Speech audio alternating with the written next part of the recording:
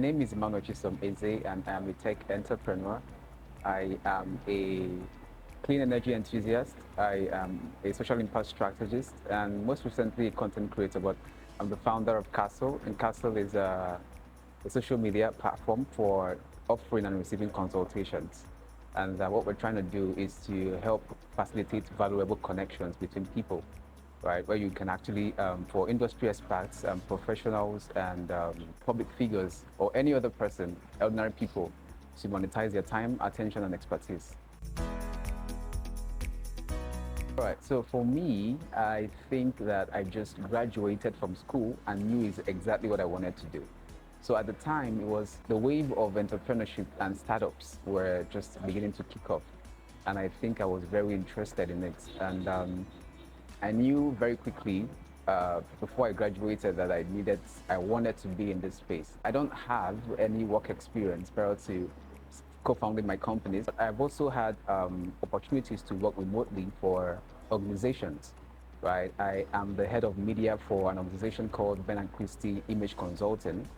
It's a business consulting firm, but I work remotely for them, right? So I picked up like a couple of work-related cultures that I am now really implementing in my own companies as well, right? So, but that's just about it for my early career. I had experience with writing code. I have experience with media in terms of graphic design, video editing.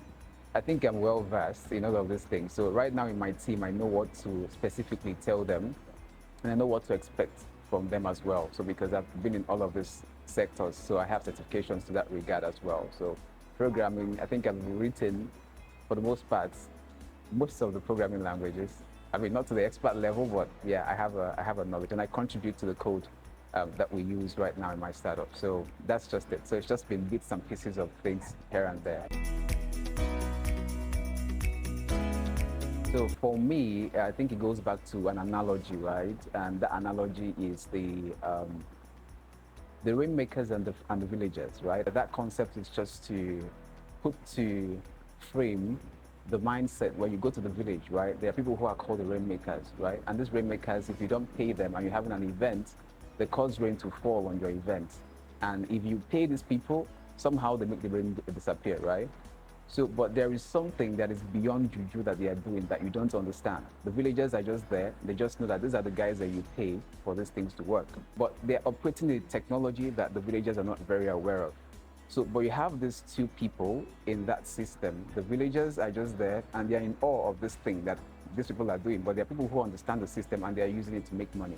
For me, I think that it's always been that way for me. I just want to know how things work under the hood, and I want to get paid for it, right? For me, I want to be a rainmaker, right? I don't want to be in awe of things happening. I've seen like technology change the world. For me, I just wanted to be in technology and just find a way to contribute to the value chain and get paid for it. But also, I think that I have the capacity to withstand pressure, the pressure that entrepreneurship brings.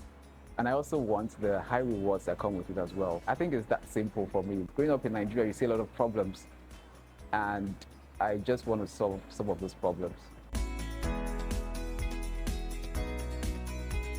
It's a varied number of challenges. Obviously, a lot of people will say funding. Funding is, it's a big problem because, you can't push your ideas if you don't have the resources to back it up. I started a renewable energy company before this time. To build a prototype of a renewable energy product is actually demanding financially. You have to at least look for or find people who are interested enough to pursue these things with you. I think I'll disintegrate everything to just to find the right people with the right mindset, because there's just so much you can do by yourself, right? So if you wanted to start a company right now and you just have, let's say, X number of skills, but you know that you need X, Y, and Z number of skills. Now, you're going to have to find somebody with Y skills and somebody with Z skills, right? That are not looking for the immediate reward that comes with starting that thing, right? So that poses a challenge because there's nothing really you can offer to this person just to sell the vision to them. If they buy into it, then, that begins to make sense to them. Then you guys can actually form an alliance that turns into a team that will bring this idea to fruition. But if you don't find those people, how do you start, right? And if you start alone, it's going to take you a long time. So I think it's just finding the right people. That was the major problem. And also the right people transcends the team members. It's also like the investor who's going to come in. But I think we navigated that pretty well in my first and second companies. So, my dad is late, right? So, but my mom has always been very trusting of me. If I tell her I want to do this stuff, she actually just believes in it 100%. So I told her what I wanted to do, and this was before I graduated school. This was happening in 2019, 2020, and I just told her that I wanted to pursue this. And my mom is not one with a lot of resources that could help me financially, but she's always been very supportive. If I was going for a pitch competition, I would call her ahead of time and tell her how things are going. If I was under pressure, I would tell her that I was under pressure. And by the time we won, I've actually participated in a lot of pitch competitions, some of which I've won, some of which I have lost, but the majority I have won, right? I think 80%, 70% I have. And she's always the person that I call to tell her how it went, and always been very supportive, although not contributing financially, but emotionally and otherwise, she has been helping. But for me, I think it's just been my personal resources that has been actually going into this, and maybe other people who are around me that also put in one or two things. So let me just stick to Castle, right? Which Castle is a program we are building, right? Yeah. So because my experiences they come from building these two companies, right? So we started building Castle this year. I sold the idea to my people, my team last year. I assembled the team, the core team last year, but we started writing code for it this year. We needed certain things to be on board first before we continue, because we knew how robust this project is, right? And I think our biggest break was actually finding our investor, because usually what would happen is that you build a prototype, or you build a proof of concept, and then you go out and begin to pitch maybe people who are offering grants to you, right? People who are willing to organize competitions, and you apply, you go through the process. Sometimes there's a boot camp, all of these things happen. And it's a long process. And when you get to the final stages, you now pitch your ideas with a lot of other persons who are also prepared, perhaps have moved beyond the point that you're actually at. So it's a very huge competition. So we knew that route was going to be, harder. But we also knew that there's a shorter route. However, these are high stakes route, right? So it's to just prepare your pitch and begin to send out to investors, right? Via LinkedIn. These are people that you've not met before. So you have to come extra prepared. There's a way you have to even get their attention to respond to you. So my operations manager, we started putting something together. We put together a pitch, and then we started sending it out to people, right? To investors via LinkedIn, our contacts, reaching out to them. And we were able to secure a few meetings. Some people were able to just be gracious enough to have a meeting with us, which is a big deal, because investors are very busy people. So, and some of them said, no, this is not for us. But to our greatest surprise, one person just picked an interest in us and started to respond positively and ask us a lot of questions. Some of the questions he was asking, I didn't even know the answers to, but I was willing to provide them. So he would send, I would go research if I do not have those things, and I would respond up until the point where he made us an offer, right? And we had set up a meeting to negotiate the terms and all of that, but it still felt surreal at the time. Up until the point that the money hit the account, we knew that we were in business. We just started building from there. So I think that's been our major thing. Although we've had other milestones, when we release the product, we put it in the hands of people, a handful of users who have tested the product and have seen the potential. And then we also gathered feedback as well. Now we're building the second version of the product, and it's going to be out sometime next month. And I'm just really excited to put it in the hands of people. But yeah, the biggest is a consolidation of oh, I really believe in what you guys are doing. I'm willing to pay this much to help you guys build. Of course, that actually puts our valuation somewhere fantastic.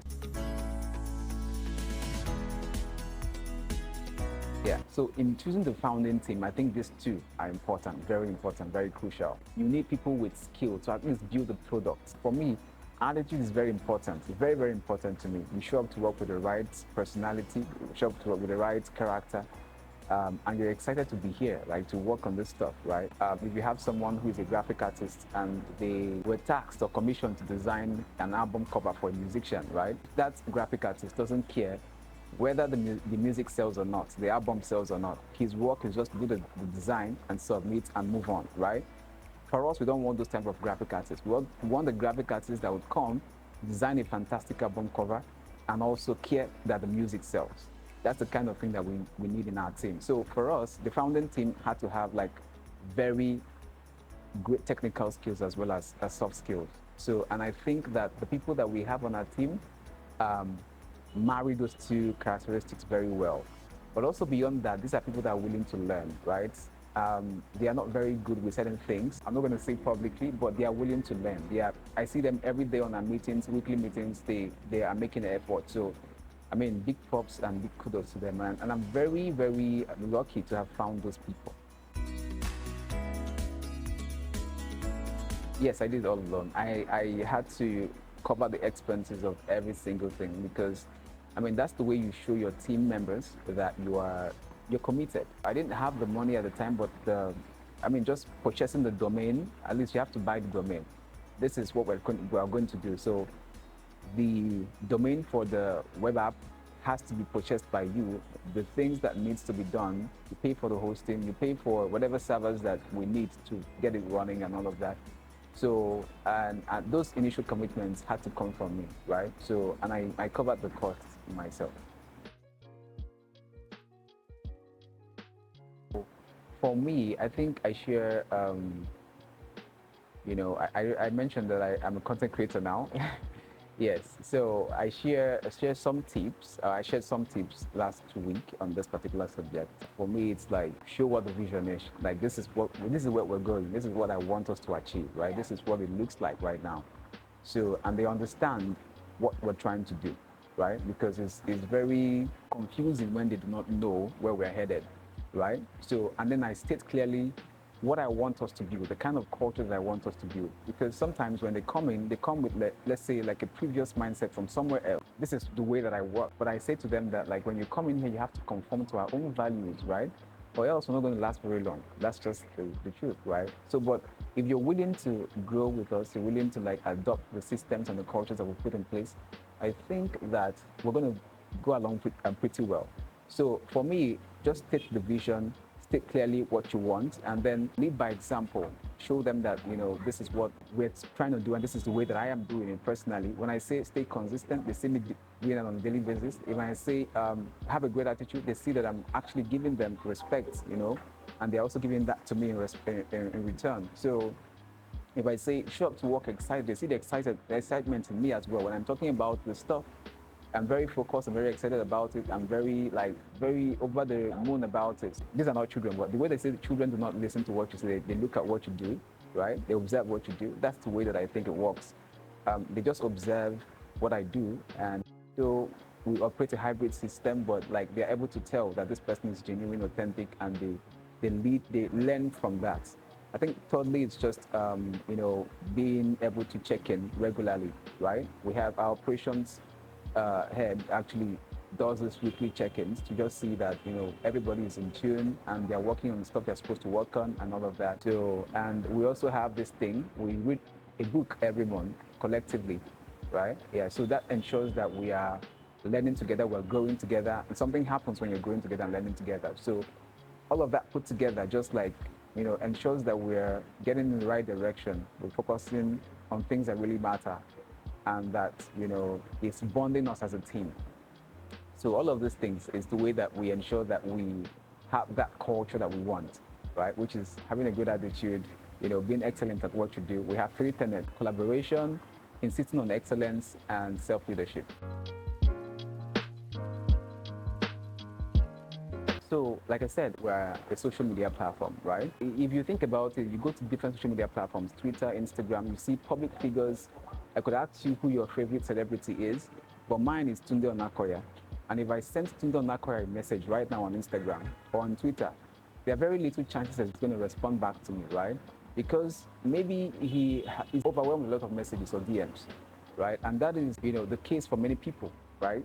Ordinary people, public figures, But maybe for professionals like a doctor, a lawyer, it's just the fact that some people ask them for legal advice for free, right? Or medical advice for free and all of these things. But we want to build a social media platform where like you are posting, right? You're able to connect with people, you're able to follow them, see their stuff and all of that. But if you want to reach out to them, you can reach out to them.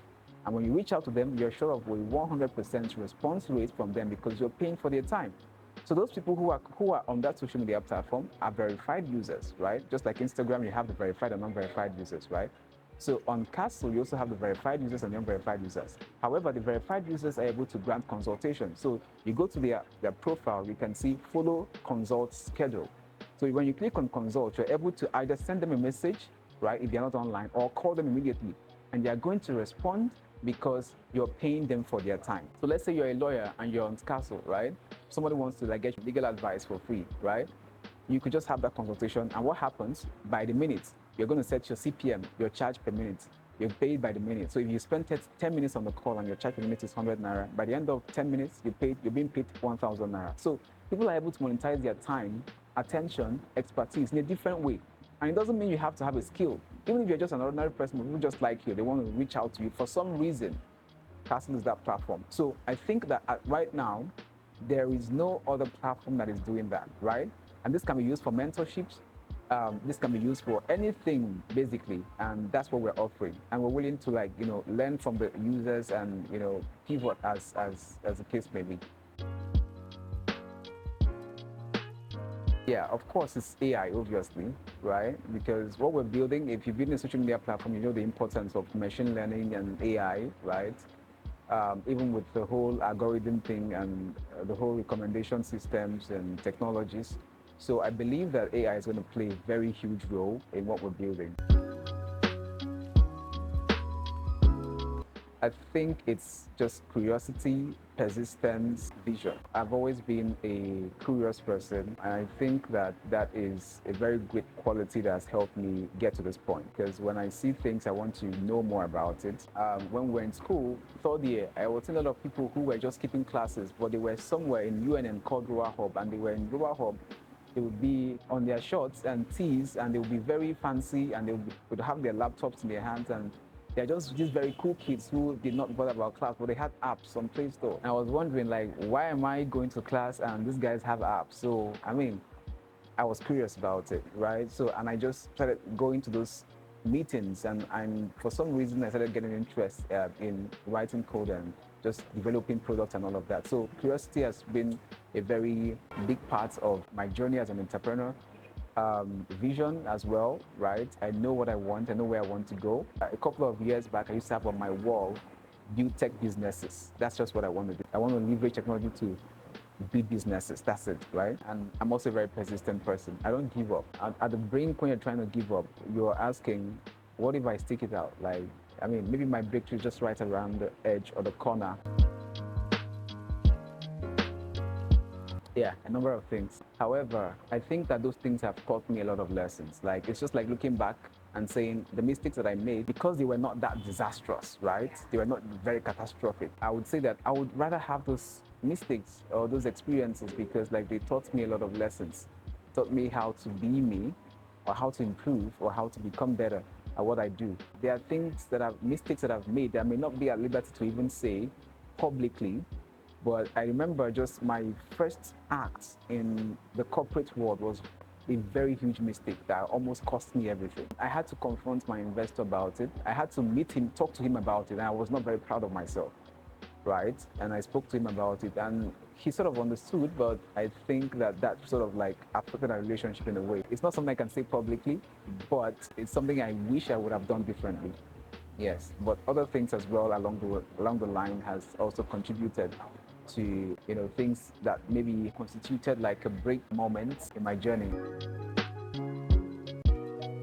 So I think that they should just do it, right? Just do it. If you have the conviction that this is what you want to do, don't overthink it. Because I was talking about fear in one of my videos, and I was saying that there are two types of fear: the one that makes you want to better your life, and the one that actually keeps you from getting there. So sometimes it's like a lot of unknowns, a lot of moving parts. There are things you have not figured out yet, but you're trying to just rationalize or think everything through at once and have all the answers before you start. But that is usually like a factor that sort of makes people not get there or not even actualize the thing. There's a lot of people who you might think the people that we have right now are the best, like Elon Musk and Jeff Bezos, and these are people that built like systems and big businesses, but you might think they are the best. The best may be people who actually did not even start in the first place, right?